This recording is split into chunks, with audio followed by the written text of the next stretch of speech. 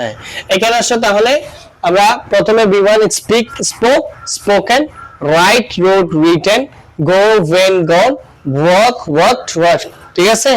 তাহলে am is was been have has had been, ঠিক আছে? তাহলে এখানে দেখো প্রেজেন্ট ইনডিফিনিটের স্ট্রাকচারটা কি, সাবজেক্ট থাকবে, সাবজেক্টের সাথে B1 থাকবে প্লাস অবজেক্ট। তাহলে সাবজেক্ট হিসেবে কি থাকতে পারে, নাউন বা প্রোনাউন থাকতে পারে, যেমন Salim is a good boy, ঠিক আছে? বা Bangabandhu Sheikh Mujibur Rahman is the father of nation, ঠিক আছে, is our father of nation.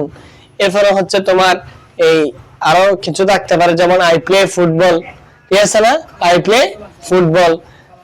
এরপরে হচ্ছে তোমার কালাম গোস টু মার্কেট।